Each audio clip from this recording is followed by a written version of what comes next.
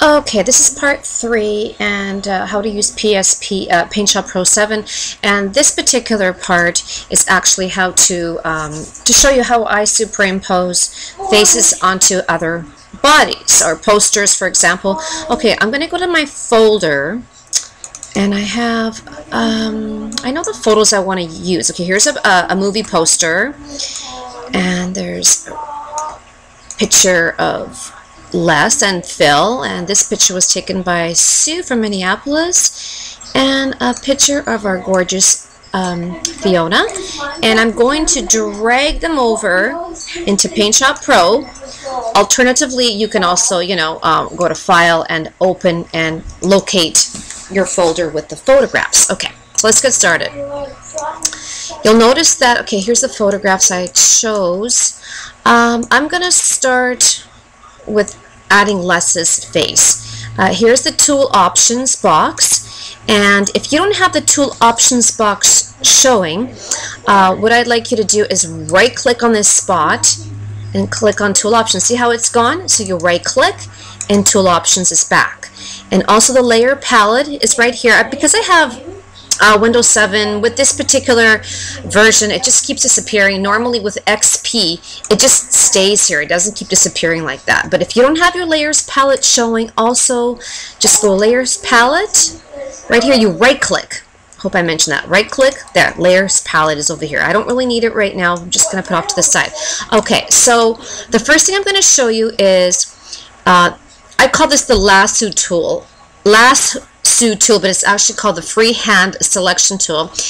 Click on that, and you need to make it easier, selection type should be at point to point, and feather at 6 or 7, 8. Yeah, you know what, I'm going to put it about 8.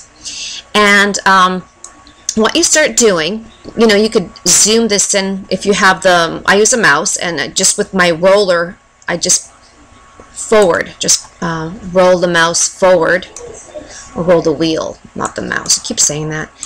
And if you don't have that, then it would be view, and you just zoom in by 1 or something like that, okay?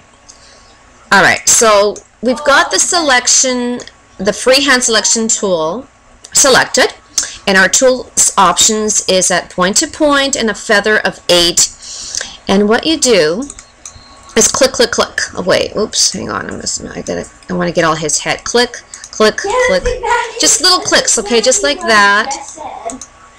Hang on a sec. Just like so. Click, click, click. Little continuous clicks. Doesn't really have to be like perfect or anything, and you'll see should work out here and up to his neck area, and then double click. You double click, and it just these little marquee, or this, I call them the marching ants, all combine itself. So on this bar here, you right click to copy.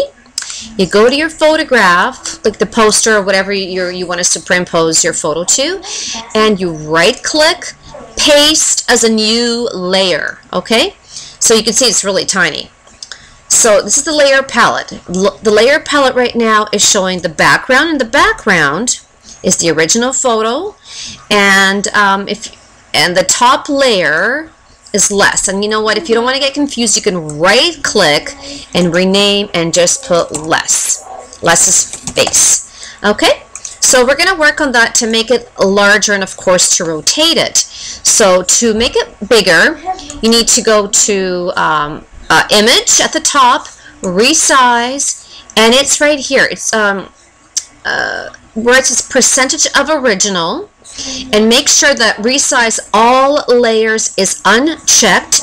Maintain aspect ratio is checked. Smart size is fine. So I'm just going to start at enlarging it at about 120%.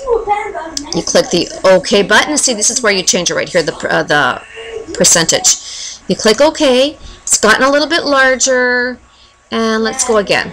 Resize, image resize. Let's see, almost there. Image resize, and you may have to play around with the number. I chose 120, but in some cases it may not be 120. It might be less. Okay, so now I need to, of course, to rotate the photograph. So to rotate it, it's this tool right here. Oh, sorry, wait a second. It's not that tool. It's this tool right here. 1, 2, 3. The third tool, which is the deformation tool. Alternatively, you can also press D on your keyboards. Okay. So you get this box surrounding your face, and right here in the middle, there's 2 little boxes, and if you place your cursor over it, you get these 2 swervy type arrows. So you kind of just, with your mouse, you left click and you angle it until you think it's just about right. Oh boy, maybe I made his face too big, hey?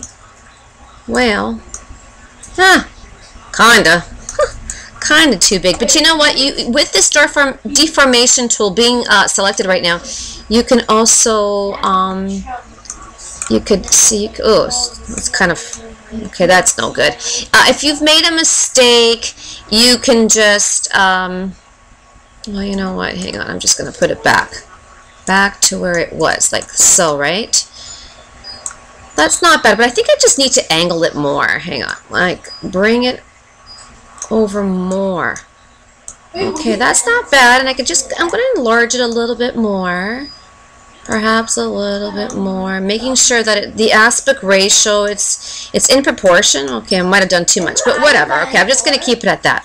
So when you've done that and you're happy with, you know, the positioning of the face, then you hit the mover tool. The mover tool is 1, 2, 3, 4, the 5th tool right here, or on your keyboard it's the letter M. Okay, so now that box for the deformation tool is completely gone. What you need is, when you resize anything in Paint Shop Pro, or you rotate it, you lose quality. So you need to go to